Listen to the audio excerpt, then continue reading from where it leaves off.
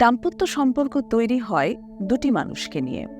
এই দুজন মানুষ যারা কমপ্লিটলি ভিন্ন প্রেক্ষাপটে বড় হয়েছেন এবং এখন একসাথে থাকতে শুরু করেছেন। কাজেই পছন্দের পার্থক্য, মতের পার্থক্য থাকা খুবই স্বাভাবিক। এবার পার্থক্য থাকাটা কিন্তু সমস্যা না। সমস্যাটা তৈরি হয় তখন যখন এই পার্থক্যগুলো নিয়ে আমরা একে অন্যকে গভীরভাবে সমালোচনা করি কিংবা অবজ্ঞা করি। তখনই সমস্যাগুলো ঘনীভূত হতে থাকে।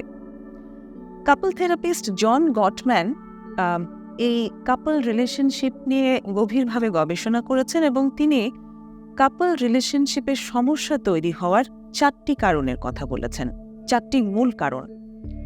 এই মূল কারণগুলি হচ্ছে সমালোচনা বা ক্রিটিসিজম, অবজ্ঞা বা কন্টেম্পট, প্রতিরক্ষামূলক আচরণ বা ডিফেন্সিভনেস এবং স্টোন ওয়ালিং বা অদৃশ্য পাথরের দেয়াল তৈরি করে নেয়া। প্রথমে আমরা আলোচনা করব সমালোচনা নিয়ে। সাধারণতই আমাদের যখন কারো কোনো কিছু পছন্দ না হয় তখন আমরা তার সমালোচনা করি। যেমন ধরুন, আপনার পার্টনারের খাদ্যাভ্যাস হয়তো আপনার পছন্দ না। সে হয়তো খুব ঝাল খেতে পছন্দ করে, আপনি কম ঝাল খেতে পছন্দ করেন।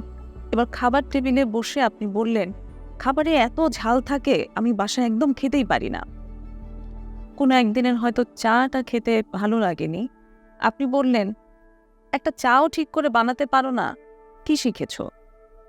কিংবা হতে পারে আপনার হয়তো কাপড় গুছিয়ে রাখার অভ্যাস নেই, তো আপনার পার্টনার আপনাকে বলে উঠল, এত বড় হয়েছে, একটু কাপড় গোছাতে পারো না। এইরকম ভাবে আমরা একে অন্যকে সমালোচনা করে থাকি। আলটিমেট উদ্দেশ্যটা থাকে সঙ্গীর আচরণ পরিবর্তন করা এবং ফোকাসটা থাকে তার দিকে। তুমি পারো না, তুমি বোঝো না, তুমি জানো না, তোমার এই অভ্যাসটা খারাপ, তোমার ওই আচরণটা আমার পছন্দ না, ইত্যাদি। আঙুলটা সবসময় অন্যের দিকে তোলা। এই যে আঙুলটা আমরা অন্যের দিকে তুলে রাখি, সেটা করে আমরা সাধারণত নিজের শ্রেষ্ঠত্ব প্রকাশ করতে চাই। তুমি পারো না মানে আমি পারি, তুমি জানো না কিন্তু আমি জানি, তুমি শেখোনি মানে আমি শিখেছি।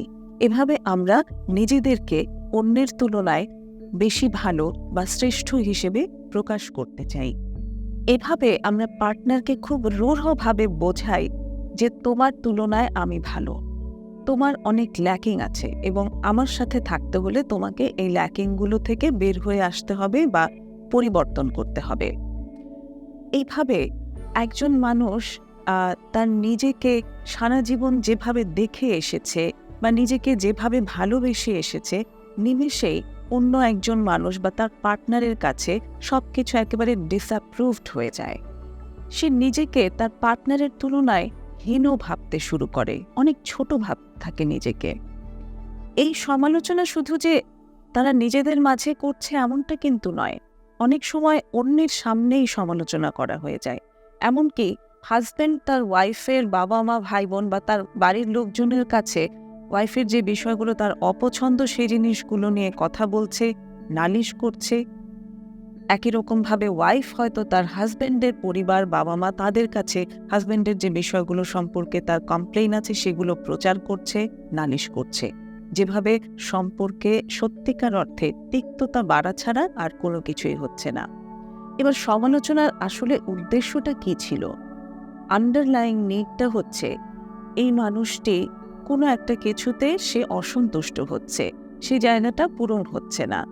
আপনি ঝাল খেতে পছন্দ করেন না বা পারেন না, এই জায়গাটি তুলে ধরাটা আসলে আপনার উদ্দেশ্য ছিল, কিন্তু আপনি প্রকাশ করলেন সমালোচনার মাধ্যমে, যে কারণে আপনার ঝাল খাওয়ার যে নিডটা এখানে ফুলফিল হওয়া দরকার ছিল, মানে আপনি যে কম ঝাল খেতে চান সেই নিডটা যে ফুলফিল হওয়ার দরকার ছিল সেটা তো হলো না, বরং তিক্ততার দিকে সম্পর্কটি এগিয়ে গেল।